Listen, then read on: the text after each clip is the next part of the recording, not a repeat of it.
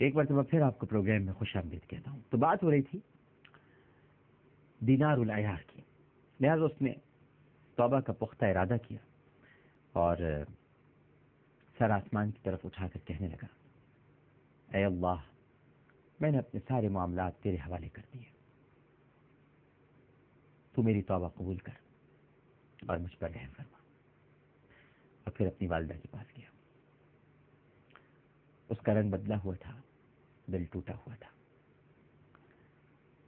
ماں سے پوچھا، ماما، اے میری ماں، اے امی جان،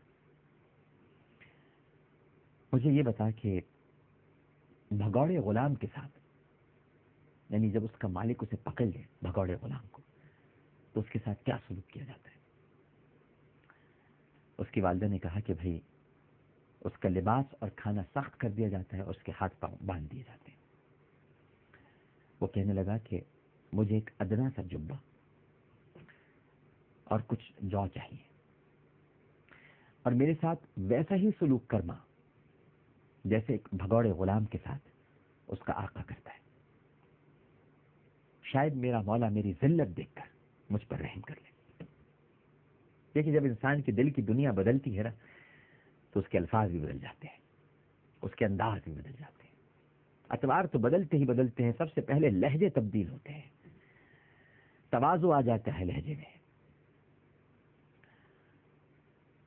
گفتگو کے ہر انداز میں تضرع شامل ہوتا ہے، الہ و زاری ہو جاتی ہے. اس نے کہا کہ اے میری پیاری ماں، بس تو میرے ساتھ یہی سلوک کر، ایک ادنا سا جبہ کچھ جو دے دے اور مجھے باندھ کے رکھ، اور وہی سلوک کر جو ایک آقا اپنے بھگوڑے غلام کے ساتھ کرتا ہے. جو اس نے مانگا، ماں تو ماں ہے، پہلے بھی جو کہتا تھا ماں دے دیا کرتی تھی، اب بھی اس نے جو کہا، ماں کا دل تو نرم ہوتا ہے، موم ہوتا ہے، ماں نے وہ دے دیا. جب رات چھا گئی تو رونے لگا، اور اب سے تھوڑی دیر بعد آسمان کی طرف دیکھا اور کہا، اے دینار، تیرا ستیہ ناش ہو. کیا تجھ میں آگ کو برداشت کرنے کی طاقت ہے؟ جب تجھ میں آگ کو برداشت کرنے کی طاقت نہیں ہے تو پھر تو جبار کے غصے کی کیسے در پہ ہوا؟ کیا ہو گیا تھا تجھے؟ صبح تک اسی طرح کہتا رہا، یہی جملے دہراتا رہا. ایک رات اس کی ماں نے کہا، پیار آیا ماں کو، کیونکہ اس نے یہ حالت اپنی روزمرہ کا معمول بنا لیا تھا. ماں اس کے پاس آئی، تھوڑی دیر کے لیے بیٹھی اور کہا کہ بیٹے، اپنی جان کے ساتھ نرمی کر، مت کر اتنا، اپنے ساتھ اتنی سختی مت کر. اس نے کہا کہ ماں مجھے چھوڑ دے، میں تھوڑا سا تھک لوں تاکہ لمبا زمانہ آرام کر سکوں، مجھے تھکنے دے. اے اماں جان، مجھے اللہ سبحانہ و تعالیٰ کے سامنے کھڑا ہونا ہے، اور یقین کر لے میری ماں، میرا کھڑا ہونا بہت لمبا ہوگا، بہت لمبا ہوگا. میں نہیں جانتا کہ میرے بارے میں کس چیز کا حکم کیا جائے گا، کیا حکم دیا جائے گا، کہاں رکھا جائے گا، میں نہیں جانتا. میرا ٹھکانہ کیا ہوگا. مجھے ایسی تھکن کا خوف ہے جس کے بعد کوئی راحت نہیں، اور ایسی ڈانٹ کا خوف ہے جس کے بعد کوئی معافی نہیں. اس کی والدہ نے کہا کہ بیٹا اچھا ایک کام کر، تھوڑا سا آرام کر لے. اس جوان نے کہا کہ میری پیاری ماں، میں نے تیرے ساتھ بہت برا سلوک کیا ہے، اب آرام ہی تو ڈھونڈ رہا ہوں. اماں جان، آرام ہی تو ڈھونڈ رہا ہوں، کیا تو میرے لیے رہائی کی ضامن بنتی ہے؟ اس کی والدہ نے کہا کہ پھر میرا ضامن کون بنے گا؟ اس جوان نے کہا کہ پھر تو مجھے اپنے حال پر چھوڑ دے. اے اماں جان، کل تو ایسی مخلوق کے ساتھ ہوگی جنہیں جنت کی طرف لے جایا جائے گا اور مجھے جہنم کی طرف لے جایا جائے گا. پھر ناظرین کرام، اس کی ماں جب ایک رات اس کے پاس سے گزری تو وہ سورہ حجر کی یہ آیت پڑھ رہا تھا، تیرے رب کی قسم، ان سب سے اس کے متعلق پوچھیں گے جو وہ کرتے تھے. اس نے آیت کے بارے میں سوچا اور رویا اور بے قرار ہونے لگا، یہاں تک کہ بے ہوش ہو کر گر گیا۔ اس کی ماں نے اس کے پاس آ کر آواز دی، اس جوان نے ماں کو کوئی جواب نہیں دیا۔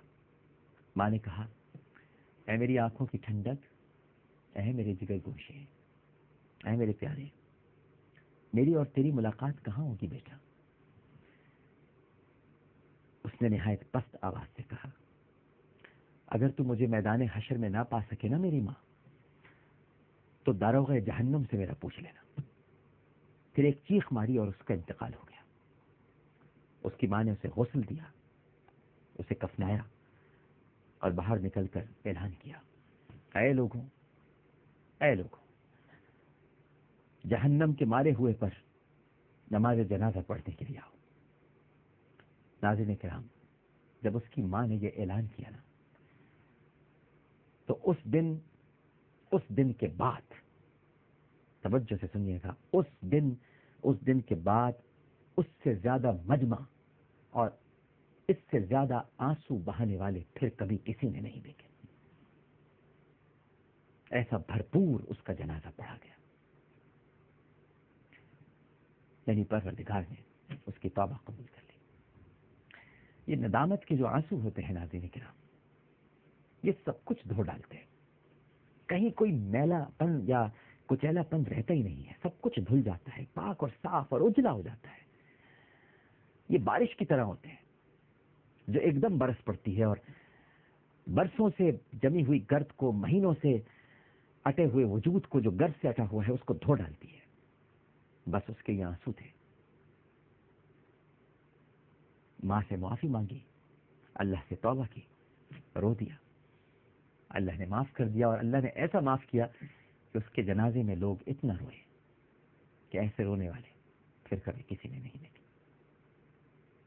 پروگرام پیش کرتے ہوئے کوئی غلطی، کوئی سہو تو اپنے رب کے حضور معافی کا خواستگار اور توبہ کا طلبگار ہوں۔ عامر لیاقت حسین کو اجازت دیجیے، اور اگر میری کوئی بات آپ کی طبیعت پر بھی گراں گزری ہو یا مجھ سے کوئی غلطی ہو گئی ہو تو آپ بھی مجھے معاف کر دیجیے گا۔ انشاءاللہ کل اسی چینل پر اسی پروگرام کے ساتھ اللہ نے چاہا دوبارہ حاضر ہوں گے۔ اللہ حافظ۔